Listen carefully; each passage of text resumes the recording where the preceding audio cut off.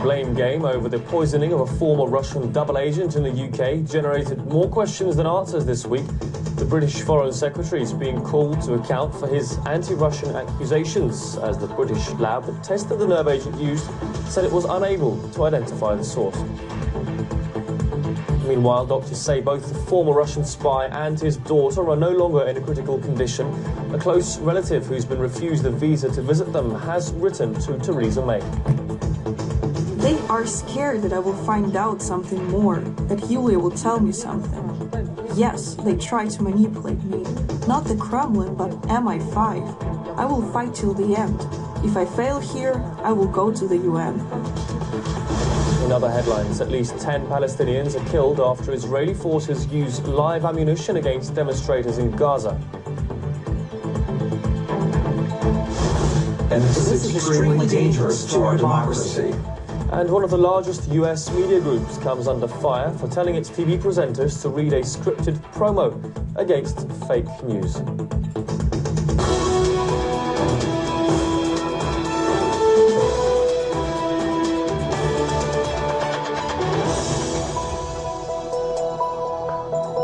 Hello, welcome to the Weekly here on RT International with me, Daniel Hawkins. Wherever you are, thanks for joining us this hour.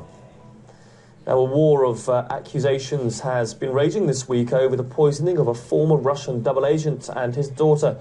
A British military laboratory admitted it couldn't identify the source of the nerve agent used, although the government has consistently claimed there was a direct link to Russia. Murad Gaziev takes up the story. It's a right old conundrum.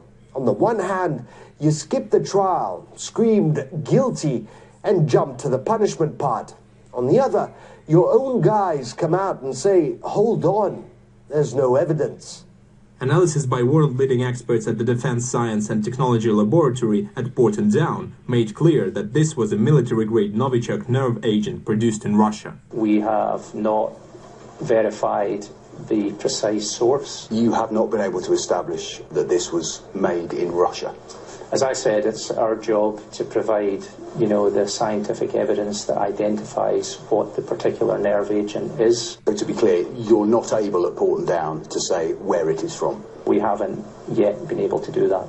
Well, that's embarrassing. All right, keep calm. First, go back on your word and, just to be sure, delete any old tweets. Then repost experts who say the opposite of what you said. Our experts have precisely identified the nerve agent as Novichok. It is not and has never been our responsibility to confirm the source of the agent. Now, pretend that nothing happened, which is hard to do on the internet, really. The Brits ended up having to explain themselves and conveniently scapegoated the poor fellow who transcribed their briefing. One of the tweets was truncated and did not accurately report our ambassador's words. We have removed this tweet. You remember what I said about scapegoating? They really did. But Boris Johnson himself had said almost the same thing.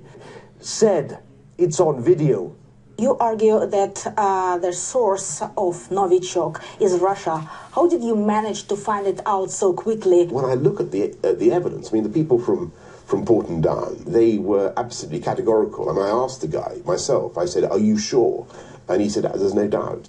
Wouldn't want to be in their shoes right about now. Yet they did find a way around it. A simple statement saying that Boris Johnson didn't mean it like that. What the Foreign Secretary said then and what Porton Down have said recently is fully consistent with what we have said throughout. Having taken things so far, so fast, they can't afford to do a U-turn. This investigation can end in two ways, with proof of Russia's guilt or with an uncomfortable silence and hope that everyone forgets. Until then, Boris, keep doing what you do every day. Are you ready to point the finger of blame, Foreign Secretary? Sir, is there now certainly a Russian connection? Is the government going to accuse Russia?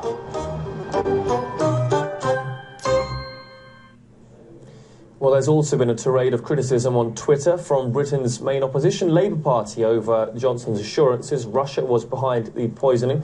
One commented on his notorious German TV interview, asking if he wanted to delete that as well. Others stressed the need to check the evidence, while Labour MP Chris Williamson called Johnson downright dangerous and claimed the incidents being used as a diversionary tactic. Seems to me the government were indulging in political point scoring, particularly Boris Johnson, who raced ahead of the evidence and used this terrible incident not so much as a smoking gun, but more of a smokescreen, really. It was very convenient, wasn't it, for the government to use this as a way of diverting attention from their own difficulties over Brexit and economic policy. Let's be absolutely clear, before we start raising international tensions in this way, this has huge implications. It's far more sensible to take a measured approach and be clear about the evidence, and then act on the evidence. Sergei Skripal and his daughter were found unconscious on a park bench in the city of Salisbury on March the 4th. British officials later revealed the pair had been poisoned with a military-grade nerve agent called Novichok, a type which was first developed in the Soviet Union. And at the time, Prime Minister Theresa May said those subjected to such a powerful nerve agent may never recover. Victoria Skripal is the niece of the former double agent. She's been trying to get to the UK to visit her relatives. Her visa application, though, was rejected. She's since written a letter to the British Prime Minister. Now the whole world is talking about a political scandal, that the heart of the scandal are real people.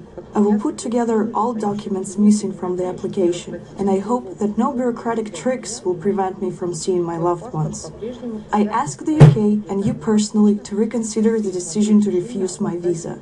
They are scared that I will find out something more, that Yulia will tell me something.